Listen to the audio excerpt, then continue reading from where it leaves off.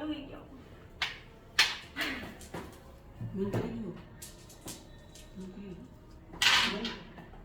આપણો કામ નહીં ને.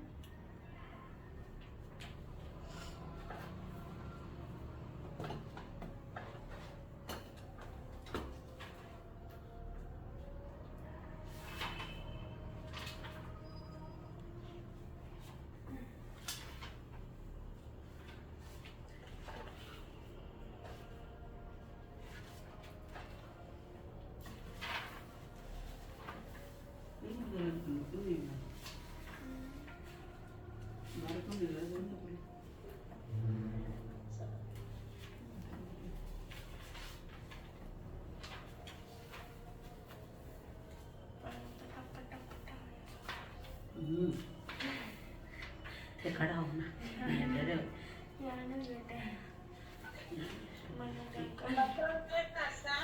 हाँ जी, इस क्लास में आपका स्वागत. हाँ जी, अरे बोलो. हाँ बोले, एक दिन बोलो जी. क्या चीज? हाँ बोलिए.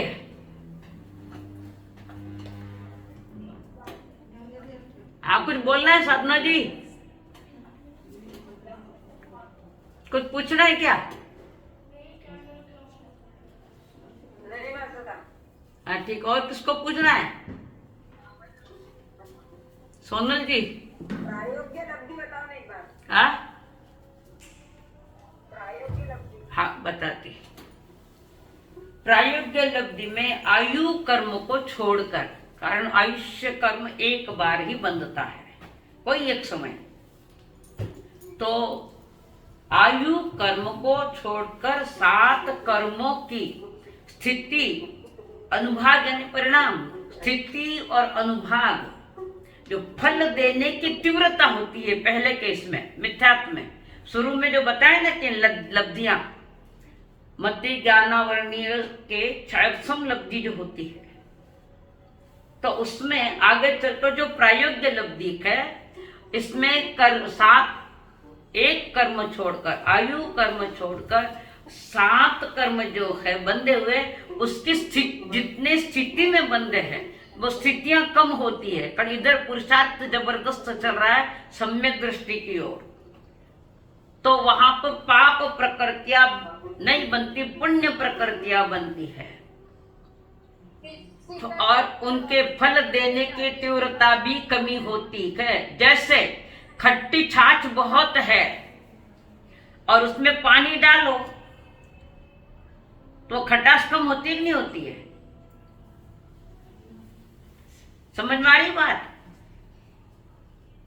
हाँ, आवाज आ रही है मेरी? हाँ, तो जैसे खट्टी छाछ में पानी डाले तो उसको खट्टापन कम होता है, ऐसे ये मिथ्या दृष्टि जीव इन लब्धि शक्तियों के द्वारा सम्यक दर्शन की ओर आगे बढ़ रहा है. अभी पाया नहीं है सम्यक दर्शन. तो इस प्रायोगिक लब्धि में जो कर्मों, जिस स्थितियों को लेकर कर्म आत्म प्रदेशों पर पड़े हैं, तो उन कर्म की स्थितियां कमी होती जा रही है और फल देने की तीव्रता भी कमी होती जाती है. यानी पाप प्रकृतियां पुण्य में डाइवर्ट हो रही है. ऐसे भी पुण्य बन रहा है और उदय में आने के पहले ही पाप प्रकृतियों को पुण्य प्रकृति में बदल डाल जाता है. ये प्रायोग्य लब्धि है. समझ में आई? अब समझ में आई क्या सबके मनोज? प्रायोग्य लब्धि में कर्मों की स्थितियां, अशुभ कर्मों की स्थितियां कम होती है, शुभ कर्मों की स्थितियां बढ़ती है. अशुभ में जो फल देने की तीव्रता थी वो कम हो रही है और फल की तीव्रता कम होने के कारण ये जीव थोड़ा सुख का अनुभव करता है. तो यहाँ पर पाप और पुण्य में जो भेद बताए हैं, उस अवस्था में प्रायोग्य लब्धि उसको कहते हैं. यानी इस अवस्था में फल देने की तीव्रता कमी हो रही है, कर्मों की स्थिति कम हो रही है, यानी जल्द में जल्द उदय में आने वाले हैं और निर्जरित होने वाले हैं. समझ में आया? पाटिल मंडानी सबको एक बार म्यूट कर दीजिए, बैकग्राउंड का आवाज आ रहा है तो समझ पढ़ने में दिक्कत होती है। हाँ कर दो, सबका म्यूट कर पिताजी देंगे। से रिक्वेस्ट है कि सबको म्यूट कर दे। और हम रोज कह रहे हैं कि भाई कोई बात मत करो, अपने अपने कैमरे ओपन करो। कोई आज नहीं कैमरा ओपन करेगा अपना तो उसका नाम मैं लिस्ट में से निकाल दूंगी। खाली मजा लेने के लिए नहीं है ये क्लास, सीरियसली लेना चाहिए, थोड़ा गंभीरता से। कठिन विषय है, शांत दिमाग से मुझे समझाना पड़ता है ये। और दूसरी बात ये कि जो मनुष्य योनियां 84 लाख आदि का गणित हमने आपके इस पर भेजा है कि जीव कितनी योनियां पार करके यहाँ आया है, उसका सारा विवरण फोटोकॉपी भेजी है मैंने उसकी लिख कर, वो देख लेना बाद में। हाँ चलिए, तो यहाँ पर जो प्रायोग्य लब्धि में एक तो फल देने की तीव्रता कमी हो रही है, कर्मों की स्थिति कम हो रही है, यानी जो अनंत कोटा कोटि वाला था तो वो अंत कोटा कोटि यानी कोटा कोटि से कम 70 कोटा कोटि या 69 कोटा कोटि वाला जो दर्शन मोहनीय था, वो दर्शन मोहनीय अब 69 कोटा कोटि को कम करता हुआ 1 कोटा कोटि पर आया है। सागरोपम, 1 कोटा कोटि सागरोपम, ये चारित्र में क्षीण होंगे। तो दर्शन संबंधी जो 69 कोटा कोटि खत्म हो रहे, तो वो जीव आगे बढ़ रहा है। तो कर्म स्थितियां कमजोर होती जा रही है, फल देने की तीव्रता कमी होती जा रही है, पाप की प्रकृतियां पुण्य में बदलती जा रही है। इसको अवस्थान को, स्थिति को प्रायोग्य लब्धि कहते हैं। समझ में आई साधना जी? साधना जी समझ में आई क्या? जी समझ गया। और किसको पूछना है कुछ? अब देखिए, आपने पहले में अधकरण, अपूर्वकरण, अनिवृत्तिकरण जो कल क्लास में लिया था, जो अतिशय विशेषता वाला ये मिथ्या दृष्टि है। विशेषता लिए क्यों कि ये चित्त के सम्यक दर्शन के सन्मुख हुआ है, भले ही वह मिथ्या दृष्टि है, फिर भी उसका पुरुषार्थ सम्यक दर्शन की ओर चल रहा है। तो इसका प्रमाण क्या है कि कर्मों की स्थितियां कम हो रही है, फल देने की तीव्रता कम हो रही है, पाप की जो प्रकृतियां उदय में आने वाली थी उसके पहले ही उसको पुण्य में बदल दिया। इसको संक्रमण कहते हैं। पाप प्रकृतियां पुण्य में बदलती जा रही है उसके पुरुषार्थ से, तो इसको संक्रमण कहते हैं। जैसे श्रेणिक महाराजा ने 7वें कर्म का, 7वीं नारकी का बंध किया था, पर वर्तमान में जो भगवान महावीर स्वामी के शिष्यों को वंदन, उत्कृष्ट परिणामों से वंदन कर रहे, तो 7वीं को खत्म करता 6ठी में। ये संक्रमण हो रहा है, परिवर्तन। 6ठे से 5, 5 से 4, 4 से 3, 3 से 2 और 1 पर अटक गए, कारण वो वंदना करते करते थक गए। प्रभु ने कहा था थोड़ा थोड़ा और, वो रुक गए, थक गया, प्रभु बैठ गए। फिर प्रभु ने कहा थोड़ा कर लेते तो नारकी का बंधन खत्म हो जाता। तो प्रभु को कहते मैं अब करूं, नहीं, अब तुम्हारी जिज्ञासा है उसको खत्म करने की, अब नहीं होगा, पहले नरक में तुम्हें जाना पड़ेगा। तो 6 नरकों का डाइवर्ट करते करते, परिवर्तन करते करते अपने परिणामों से वो वर्तमान में पहली नरक में, इनको कहते हैं संक्रमण। नरक का नरक में, तिर्यंच का तिर्यंच में ही संक्रमण होता है। समझ में आई बात? इच्छा, जिज्ञासा, इच्छा, ये नियाना जैसा है। आए ध्यान में? अच्छा आगे चलो। अब देखना, कल करण लब्धि के पास हम आए थे, जिसके निमित्त से, इन शक्तियों के निमित्त से, जो अभी प्रायोगिक लब्धि हुई ना अपनी, इसके निमित्त से कर्ता, जो करने वाला है, अपना कार्य संपन्न करता है, यानी हर कार्य में वो पुरुषार्थ कर रहा है, आगे बढ़ रहा है। उस निमित्त को करण कहते हैं। करण का अर्थ क्या है? कोई भी एक जन बोलो करण का अर्थ। करण का अर्थ क्या है? गोपीचंद जी, करण यानी परिणाम। करण यानी परिणाम। परिणाम अंतरंग में होते हैं, भाव मन में, क्रिया बाहर में होती है, द्रव्य कर्म में। द्रव्य मन में क्रिया होती है, भाव मन में परिणाम होते हैं। अब देखो आगे, अधः प्रवर्तीकरण, फोटो भेजा है आपको। अधः प्रवर्तीकरण या यथा प्रवर्तीकरण, दो नाम है, अधः प्रवर्तीकरण अथवा यथा प्रवर्तीकरण। जो परिणाम इसके पहले कभी प्राप्त नहीं हुए हो उन्हें अधःकरण कहते हैं। जिस भाव में स्थित होने पर, यानी शुभ भाव में स्थित हुआ है, अभी मोक्ष मार्ग का विषय नहीं, अभी जिस भाव में स्थित होने पर नीचे के समयवर्ती जीवों के परिणामों के साथ संख्या और विशुद्धि की अपेक्षा समान है। जैसे जैसे जीव आगे बढ़ रहा है तो उसी प्रकार एक जीव मिथ्यात्व से सम्यक दृष्टि की ओर चल रहा है, दिशा में चल रहा है। ऐसे अनंत भी जीव हो सकते हैं, संख्यात भी हो सकते हैं, असंख्यात भी हो सकते हैं। तो वहां पर वो साथ साथ एक समान परिणाम आते हैं। जैसे एक जीव को हमने पकड़ा, वो यथा प्रवृत्तिकरण में आया, ऐसे उसके समय में और भी जीव हो सकते हैं जो यथा प्रवृत्तिकरण में आया है, तो वो संख्या सेम हो गई है। गिनती परिणामों से एक समान है, एक हो या साझा, 2, 3, 4 संख्यात असंख्यात, तो उन सभी के परिणाम इस स्थान पर, अधः प्रवृत्तिकरण के स्थान पर सभी के परिणाम एक समान होंगे, सभी। और इसमें संख्या समान होगी और विशुद्धि यानी आत्मा की विशेष शुद्धि भी इस स्थान पर समान होगी। जैसे चौथी के क्लास में बैठे हैं विद्यार्थी, साइंस का क्लास चल रहा है, सभी के परिणाम एक समान।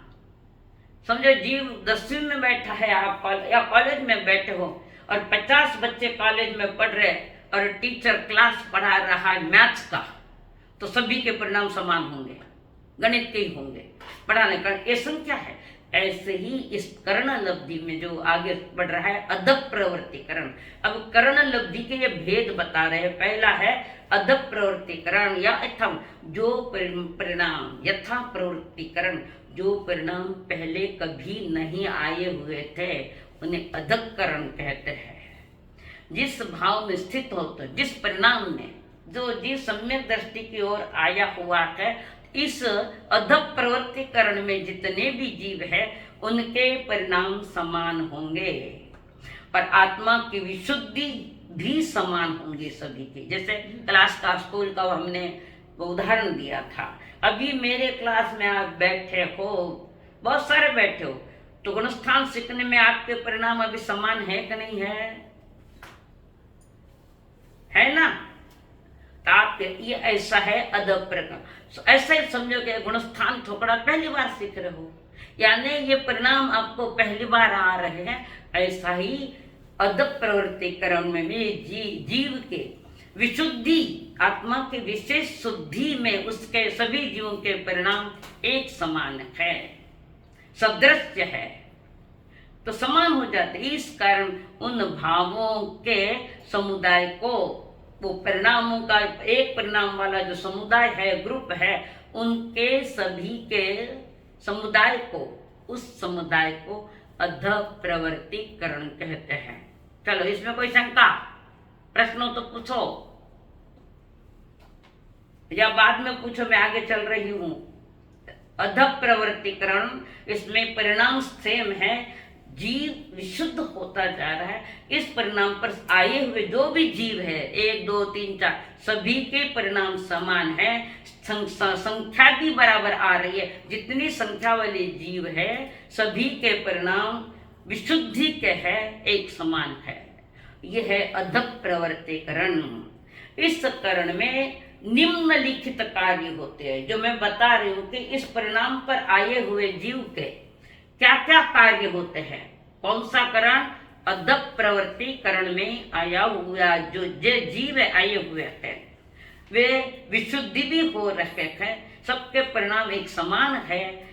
इसको, इस समभावों के समुदाय को अधः प्रवृत्तिकरण कहते हैं। अब इस करण में, अधः प्रवृत्तिकरण में, परिणामों की अनंत गुणा विशुद्धि, विशेष शुद्धि, अशुद्धि नहीं, परिणामों की अनंत गुणा शुद्धि होती है।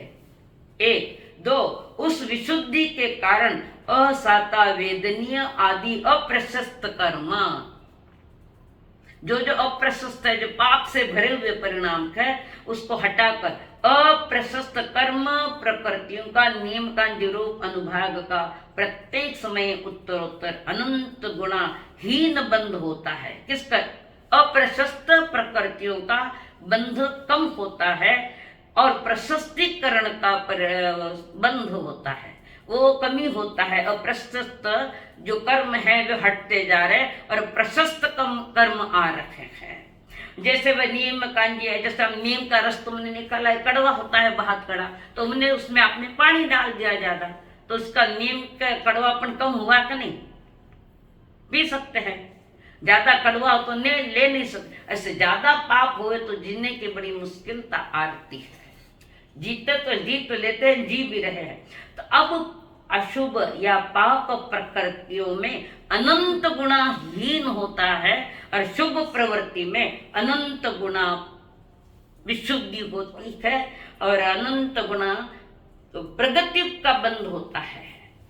असाता वेदनीय आदि, वेदनीय उच्च गोत्र आदि प्रशस्त कर्म प्रकृतियों का गुड़ खांड शक्कर और अमृत के सदृश 4 स्थान में अनुभाग का प्रति समय उत्तरोत्तर। अब इसमें इतना ही समझो कि अशुभ की हानि होती जा रही है और शुभ की क्या होगी? हाँ, अशुभ की हानि और शुद्धि में, शुभ में वृद्धि होती जा रही है। कौन से?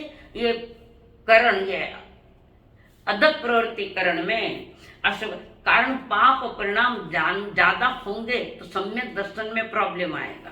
तो अभी पाप प्रकृतियां हीन होती जा रही है और पुण्य कर्म प्रकृतियां विशेष बढ़ती जा रही है। समझ में आई? इतने समझ लो, 4-5 वाक्य, बाकी छोड़ दो ये। तो अप्रशस्त की हानि और जहां प्रशस्त की वृद्धि होती है और ऐसे अप्रशस्त कर्मों का नया बंध नहीं होता है और बंद होगा तब शुभ प्रवृत्तियों का, जो हमारे लिए सम्यक दर्शन में सहयोगी है। सम्यक दर्शन में जो प्रवृत्तियां सहयोगी है वे पुण्य प्रकृतियां हैं। ध्यान में आ रही है? अदब प्रवृत्तिकरण का जो कारण के उसमें क्या क्या होता है, क्या क्या कार्य होता है, तो अशुभ की हानि और शुभ में वृद्धि होती जा रही है। असाता वेदनीय साता वेदनीय में बदलती जा रही है। पाप प्रकृतियां पुण्य में बदलती जा रही है। उत्तरोत्तर धीरे धीरे संख्यात गुणाहीन स्थिति बंद होता है कर्मों का। कितना? असंख्यात गुणा, धीरे धीरे संख्यात गुणाहीन पाप प्रकृतियां होती जा रही है और अनुभूतियां जो हो रही है जीव को साता की, स्थिति बंद भी उन कर्मों का कम होता है। किसमें? दर्शन, सम्यक दर्शन के मार्गस्थ हुआ मिथ्यात्वी जीव जैसे जैसे आगे बढ़ रहा है परिणामों से, वैसे वैसे पाप प्रकृतियां हल्की होती जा रही है, हीन होती जा रही है, पुण्य प्रकृतियां बढ़ती जा रही है। आई समझ में? इतना भी समझ लिया तो बहुत है। अब उत्तरोत्तर संख्यात गुणाहीन, जैसे जैसे जीव आगे बढ़ रहा है और भी पाप प्रकृतियों के और फल देने की तीव्रता और घटती जा रही है। शुभ प्रवृत्तियां आ रही है और शुभ फल यानी पुण्य का बंध है तो सारी सामग्रियां मिल रही है उसको। समझ में आ रही है? सम्यक तत्व के समय होने वाले अधब प्रवृत्तिकरण के काल में अनुभाग यानी स्वाद, स्थिति कांड, पूर्व में बंधे कर्म की स्थिति घटाना। समझो कोई कर्म ऐसा कि जिसको हमने 50 कोटि सागरों में रखा है तो वो घटता घटता घटता आगे चल रहा है। सम्यक तत्व को जहां पर जीव सम्यक दर्शन अगर प्राप्त कर ले आगे जाता हुआ, यहाँ तो अभवी भी आता है पर लास्ट में अभवी नहीं जा सकता, वहां सिर्फ उस स्थान पर भवी जीव ही जाता है, वो आगे आएगा। तो यहाँ पर कर्म की स्थिति घटती है, फल देने की जो तीव्रता वो भी कमी होती जा रही है, उस फल में तीव्रता नहीं होती है। और कई गुणा गुण श्रेणी निर्जरा, बहुत सारी कर्म अशुभ की निर्जरा हो रही है। पुनः संक्रमण की ये 4 प्रक्रियाएं नहीं होती। अधः प्रवृत्तिकरण में तत्काल बंधने वाली 8 ही कर्म प्रकृतियों की स्थिति बंध काल में मात्र कितनी रहती है? बंध काल में एक अंतर्मुहूर्त। कारण ये वहां तक आ गया है कि यहाँ से और परिणामों की विशुद्ध करता हुआ जीव अंतर्मुहूर्त में सम्यक दर्शन को प्राप्त करेगा। इसलिए वहां पर स्थिति बंध काल, पाप समझो बांधा है तो उसका बंध अंतर्मुहूर्त से ज्यादा होता नहीं। कारण ये जीव इसमें आया है अधः प्रवृत्तिकरण में, तो यहाँ पर जीव पाप की अगर बंद भी करे तो भी अंतर्मुहूर्त में जाएगा, पुण्य में तीव्रता बनेगी, स्थिति कम होगी, फल देने की तीव्रता भी घटती जाएगी। और जब कर्म अगर बंद भी हुआ है पाप का तो वो अंतर्मुहूर्त तक ही होगा, और उसके आगे और जीव बढ़ेगा तो अंतर्मुहूर्त में सम्यक दर्शन के निकट पहुंच रहा है, अभी गया नहीं है। समझ में आई अधः प्रवृत्तिकरण? हाँ, आगे तो यहां पर अंतर्मुहूर्त करते करते पल्योपम के असंख्यात भाग से हीन पुनः उपयुक्त प्रकृतियों का बंध करता है। इस करण का काल अंतर्मुहूर्त ही है। यह करण अधः प्रवृत्तिकरण का काल अंतर्मुहूर्त है। अंतर्मुहूर्त 3 प्रकार बताए अंतर्मुहूर्त के। जगन्य 2 समय, मध्यम में बीच का काल, उत्तम में 48 मिनट में 2 समय कम। तो इसमें धीरे धीरे वो वृद्धि करता जा रहा है और आखिर जाकर अर्ध पुद्गल परावर्तन के भीतर में पल्योपम का असंख्याता भाग कमी होता जा रहा है। कल बताया था ये कि अनंत काल चक्रों का 20 कोटि का काल चक्र है, 10 तो अनंत काल चक्रों का एक पुद्गल परावर्तन। तो ये सम्यक दृष्टि के संकेत के सन्मुख हुआ जीव 69 कोटि में खत्म कर रहा है, सिर्फ पल्य के असंख्यात भाग रहता है। समझ में आई? तो 69 कोटि खत्म कर रहा है। ये मोहनीय कर्म में 70 कोटि की स्थिति 69 कोटि वो सम्यक दर्शन पहुंचने तक खत्म करता है। अर्धपुद्गल परावर्तन के भीतर में आ रहा है, यानी अर्धपुद्गल परावर्तन के भीतर में आया हुआ जीव नियम से ही जल्द ही मोक्ष की तैयारी करेगा। आगे अपूर्व करण यानी परिणाम, जिसमें प्रति समय अपूर्व विशेष परिणाम होवे, जो परिणाम पहले कभी नहीं आए, ऐसा अपूर्व करण। जैसे हमारे 8वें गुणस्थान को अपूर्व करण नाम दिया गया है, कारण वहां विशेष परिणाम आए। जैसे जैसे जीव आगे बढ़ता जा रहा है अपूर्व अनुभूतियां हो रही है, अपूर्व परिणामों का वो भोगता है। ऐसा पुरुषार्थ मार्गस्थ जीव यानी वितराग मार्ग की ओर चलने वाला। तो अभी ये प्रथम दशा में सम्यक दर्शन प्राप्ति का पुरुषार्थ कर रहा है। तो यहाँ अपूर्व करण देखिए, अधः प्रवृत्तिकरण, करण के जो 3 भाग पहले बताए थे, 3 नाम, अधः प्रवृत्तिकरण, अपूर्व करण शुरू में आया है। जो मैंने कल बताया था अतिशय मिथ्या दृष्टि में 3 बातें हैं, अधःकरण, अपूर्वकरण और अनिवृत्तिकरण। तो अब अपूर्वकरण ये क्या, जिसके परिणाम पहले कभी आए नहीं। पहले पल तो और नए विशुद्धि होता जा रहा है, परिणाम और विशुद्ध होता जा रहा है। यहाँ सभी जीवों के असमान परिणाम हुए। हम अंतरंग आत्मलक्षी बनकर ये जीव जो पुरुषार्थ करता है, तो आत्मलक्षी कर रहा है, बहिर्लक्षी नहीं है। तो आत्मलक्षी ऐसा पुरुषार्थ करता है कि प्रति समय अनंत वृद्धि होती जा रही है, विशुद्धि विशेष शुद्धि होती जा रही है। या हर जीव का अपना परिणाम अलग अलग है, और ये अपूर्व करणी विशेष है। तो इस कारण यहाँ पर गुण श्रेणी, कई गुणा निर्जरा होती है कर्मों की, और स्थिति का खंडन होता है, और कर्म की स्थिति घटती जा रही है। कर्म की जो आत्मा प्रदेश में पड़े उदय में आने, उनकी स्थिति आत्मा के साथ रहने का कालमान, उसको स्थिति कहते हैं, वो और भी घटती जा रही है, और कम समय में बाहर आएगी वो, और निर्जरित हो जाएगी। और इसके स्थिति का खंडन होता है, स्थिति कमजोर होती है, और अनुभाग खंडन, ये 4 प्रक्रियाएं हो गई। किसमें? अप्रवृत्तिकरण में स्थितिघात, अप्रशस्त का खंडन, अप्रशस्त जो है, और गुण संक्रमण यानी विशेष शुद्धि होती जा रही है, उसको वो गुण संक्रमण है, परिवर्तन हो रहा है, पाप का पुण्य में परिवर्तन हो रहा है। उसका पुरुषार्थ वर्तमान ही ऐसा है कि वो पाप कर्मों को समय के पहले ही हटाता जा रहा है, ऐसा जबरदस्त पुरुषार्थ उसका है।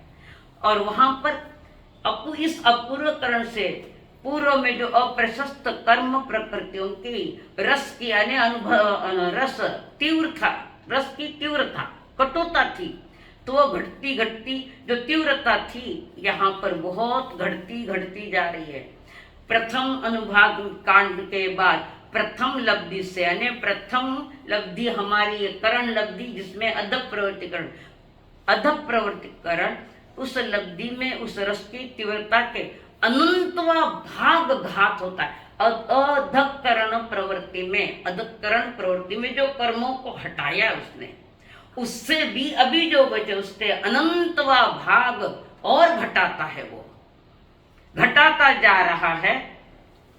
और इस अनुभाग कांड के द्वारा शेष अनुभाग का बहुभाग घात करके अनंतवा भाग शेष रहता है। जो अनंत गुणा था, दर्शन मोहनीयता, परिणाम अनंत करण थे, अनंत था वो, अब वो रो रहा है, अनंतवा भाग रहा है। यानी 100 रुपए था तभी 8 आना रहा है। कितना कम हो गया, फल देने की तीव्रता इतनी घट गई, पाप कर्म की प्रवृत्तियां इतनी घट गई, नए बंद हुए तो अंतर्मूल पाप कर्म का ज्यादा नहीं हो सकता, पाप प्रकृतियों का, तो थोड़ा सा भाग अब शेष रहा है। सम्यक दर्शन के निकट जाना है तो थोड़ा सा भाग बाकी है, बहुत सारा तो निकाल दिया या दबा दिया है, दबाता हुआ आ रहा है, उपशम करता हुआ।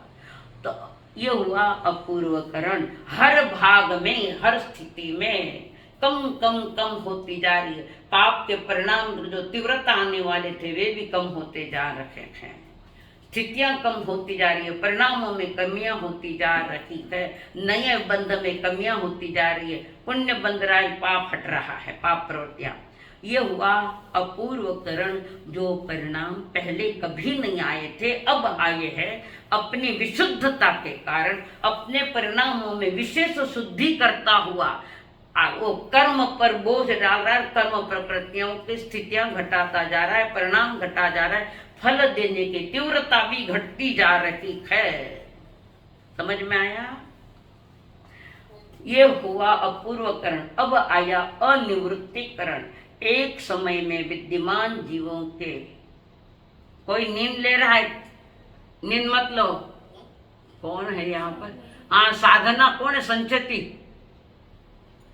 नींद मत लो, नींद लेने का क्लास नहीं, ये तो तुम्हें जगाने का क्लास है। मुझे दिख रहा है फोटो में झूला जो ये आ रही है। हाँ, सब खुले करो कैमरे सब। नहीं, नींद आई, थोड़ा झोला भी आया इसलिए मैंने सावधान किया है। लोगों की नींद उड़ा रही हूं मैं, आप नींद मत लो। एक समय में विद्यमान जीवों के, जैसे कोई सीढ़ियां चढ़ रहा है और कुछ जीव 6ठी सीढ़ी पर खड़े हैं, वो वहां स्थान पर तो खड़े हैं। उन जीवों के परिणामों की अपेक्षा जहां निवृत्तियां, विभिन्नता ने, निवृत्ति है ना, निकलना, निवृत्त होना, वहां निवृत्तियां विभिन्नता नहीं होती। कारण आपको पूछे कि तुम इतने सब दिन कहाँ खड़े थे? 6ठे सीढ़ी पर, पायदान पर। और के कोई से पूछे कि हम 8वें पायदान पर है, तो 8वें पायदान वाले जितने भी जीव है 8वें पायदान पर होंगे। 6ठे ऊपर खड़े हैं तो 6ठे पायदान, पहले ऊपर खड़े तो पहला पायदान। तो जिस सीढ़ियों पर जितने जीव खड़े हैं तो उनको पूछे कौन सी सीढ़ी पर खड़े हैं कि 7वें पायदान पर खड़ा हो, सभी एक समान। ऐसे ही यहाँ पर अनिवृत्तिकरण में यहाँ विभिन्नता नहीं होती, समान परिणाम हो रहे। किसके? अनिवृत्तिकरण। तो निवृत्तिया विभिन्नता नहीं होती, वे परिणाम समान होते हैं, इसे अनिवृत्तिकरण है। या जहाँ एक एक समय के प्रति एक एक परिणाम होता है, एक सीढ़ी पर खड़े तो सभी जीव एक ही सीढ़ी पर खड़े हैं ऐसा कहेंगे। ऐसे ही एक ही परिणाम वाले वहां जीव होंगे एक साथ, पीछे वाले के पीछे कम होंगे, आगे वाले का और एक करण कम ही होता जाएगा परिणाम। तो यहाँ एक समय में जगन्य एवं उत्कृष्ट परिणामों के भेद का अभाव है, सभी के समान है, भेद नहीं रहा है वहां, कारण वो एकदम निकट आने वाले सभी ग्रुप से आ रहे हैं। तो जिस ग्रुप में जो है उन सभी के परिणाम एक समान होते हैं। समझ में आया? उदाहरण बता रही, समझ में आई? बोलो गोपीचंद साहब, समझ में आई है? 10 मिनट रिया जल्दी समझ। हाँ, तो पूछना है तो वहां नोट कर लो, बाद में पूछो। तो यहाँ के जीव जो एक समय में सभी के परिणाम जगन्य उत्कृष्ट परिणामों में भेद का, अब यहाँ अभेद है, एक समान परिणाम है, यहाँ भेद नहीं है। तो प्रति समय समयवर्ती जीवों के परिणाम और विषमवर्ती जीवों के परिणाम असमान होते। तो कोई छठे पायदान पर खड़े तो वो छठा ही बोलेगा, कोई 5 पर खड़े हैं तो 5 वाले ही तो बोलोगे। तो यहाँ समयवर्ती विषमवर्ती यानी 5 में कुछ खड़े हैं, 7वीं सीढ़ी पर कोई खड़े, कोई छठा पर सीढ़ी पर खड़ा है, तो अपने अपने पायदान पर सबके परिणाम जैसे समान होते, ऐसा ही यहाँ ही प्रति विषमवर्ती जीवों के परिणाम असमान। कोई चौथे पर खड़ा है तो वो कहेगा हम चौथे पर खड़े, जो छठे पायदान पर खड़ा है तो छठा ही पायदान करेगा, आगे पीछे है तो प्रत्येक बने, और एक ही साथ जो है उनके परिणाम समान होंगे। आगे पीछे कोई जीव है तो परिणाम उसके अलग अलग होंगे। निवृत्ति यानी लौटना, अनिवृत्ति यानी न लौटना। एक समयवर्ती सम्यकत्व या संयम के सन्मुख हुए अनेक जीवों के परिणाम अनिवृत्तिकरण काल में समान होते हैं, वैसे परिणामों को अनिवृत्तिकरण कहते हैं। इस करण में जीव आगे बढ़ता हुआ मिथ्यात्व कर्म रूपी कचरे को हटाता हुआ और ऊपर जाने का रास्ता निर्मल यानी सम्यक दर्शन को जाने का वो रास्ता निर्मल करता है। तब यह जीव सम्यकत्व प्राप्त करने के अति समीप आया है, अभी गया नहीं है, संकित के सम्यक दर्शन के निकट आया है, अति निकट आया। ऐसे छोड़ो थोड़ी सी बाउंड्री बाकी रही है। तो इसमें अनिवृत्तिकरण में ये परिणाम, तो मिथ्यात्व रूपी कर्म का कचरा निकालता हुआ आगे बढ़ता हुआ सम्यक दर्शन जाने का रास्ता, अपना सम्यक दर्शन के तरफ जाने का रास्ता निर्मल कर रहा है, इन्हें परिणामों में विशुद्ध हो रहा है। विशुद्धि अब थोड़ी रही है। यह जीव सम्यक पार करने के अति समीप आया हुआ है। इस विधि से आवली मात्र शेष मिथ्यात्व की उस आवली के प्रथम समय की स्थिति को क्रम से वेदन करता हुआ यानी अनुभवन करता हुआ यह जीव चरम समय की स्थिति को क्रम से वेदन करता हुआ यह जीव चरम समयवर्ती मिथ्या अंतिम समय वाला ये मिथ्यात्व है, इतना कमी रहा है। जैसे कोई वो दौड़ने की स्पर्धा है और एक बहुत आगे चला गया, वो निकट आ गया है, अब उसको बाउंड्री को टच करने का थोड़ा ही टाइम 1 मिनट रहा ऐसा समझो, पीछे भी दौड़ता है लेकिन कोई एक आगे चला गया है तो 1 मिनट के अंदर वो बाउंड्री को टच करेगा। ऐसे ये जो कुछ जगन्य अंतर्मुहूर्त या मध्यम अंतर्मुहूर्त के निकट वो सम्यक तत्व के ओर जाता हुआ थोड़ा सा सम्यक तत्व का अनुभवन करता हुआ ये जीव चरम समयवर्ती मिथ्या दृष्टि होता। अंतिम समय वाला ये मिथ्या दृष्टि, अनादि समय वाला मिथ्या दृष्टि और अंतिम समय वाला मिथ्या दृष्टि परिणामों में बहुत अंतर है। अब कुछ ही समय में वो सम्यक दर्शन की ओर चल रहा है और उसके बाद समयवर्ती चरम समयवर्ती मिथ्या दृष्टि होता हुआ जीव अब उसके बाद मिथ्यात्व की सर्व स्थिति को गलाकर संपूर्ण स्थिति को काल को गलाता हुआ अनादि से भटकता आया हुआ जीव गर्भज मनुष्य बना और इसमें वो इतना पुरुषार्थ करता है कि मिथ्यात्व का एक ही समय बाकी है, अनादि की कटिंग हो गई है बीच में। तो वहां पर सर्व स्थिति यानी मिथ्या दृष्टि की जितनी स्थिति है उन 70 कोटा कोटि पर स्थिति, तो वो जीव इतना निकट आता हुआ मिथ्यात्व की सर्व स्थिति को गलाकर दर्शन मोहनीय कर्म प्रकृतियों का उपशम करता है, यानी गुण 70 कोटा कोटि का उपशम करता हुआ वह जीव उपशम संकित को प्राप्त किया है उसने। धन्य है उन आत्माओं को जिन्होंने सम्यक दृष्टि प्राप्त करने में इतना पुरुषार्थ किया और इतना समय लिया है, पाप प्रकृतियां हटाता हुआ, तो उसको है प्रथम सम्यकत्व कहते हैं। देखो कहाँ से आया है, करण लब्धियां, अधप्रवृत्तिकरण, अपूर्वकरण और अनिवृत्तिकरण तक वो जीव आकर उसने आखिर दर्शन होने के प्रकृतियों को दबाया, यानी उपशम किया। ग्लास का उदाहरण दिया था, मट्टी मैल नीचे बैठा है और पानी ऊपर शुद्ध है पर मैल नीचे बैठा, ऐसे दर्शन मोहनीय की प्रकृतियों को दबा दिया है। तो कितनी प्रकृतियों को कि अनंतानुबंधी चौकड़ी और मिथ्यात्व, ये प्रथम उपशम है। और द्वितीय में दर्शन मोहनी के 3 और चारित्र मोहनी के 4, ऐसे 7 प्रकृतियों को दबाता है। ये प्रथमोपशम है, तभी 5 प्रकृतियों को दबाया है, उपशम किया है। और कोई जीव उन्हीं कारणों की अधिक विशुद्धि से 5वें या 7वें गुण स्थान को प्राप्त करता है। तो प्रथम उपशम वाला नहीं प्राप्त करता, वो नियम से गिरने वाला है और गिरता गिरता 7 प्रकृतियां उसके साथ हो जाती। मिथ्या दृष्टि जीव के पास कर्म की 146 प्रकृतियां हैं और सम्यक दर्शन प्राप्त कर नीचे आया है तो उसके पास कर्म प्रकृति की 148 प्रकृतियां 2 बढ़ गई है, संकित मोहनी और मिश्र मोहनिया। इस प्रकार यह जीव अपने दर्शन मोह से विशुद्ध होता हुआ सम्यक दर्शन को प्राप्त होता है। मिथ्यात्व को मिटाने का पुरुषार्थ प्रथम गुण स्थान में करता हुआ, उसी को खत्म करता हुआ 4था स्थान पा लेता है। समझ में आई बात?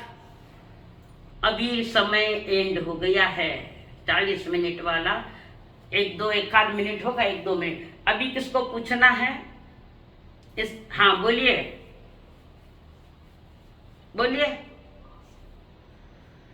बापना, हाथ ऊपर आपने क्या था ना अभी, हाँ बोलिए।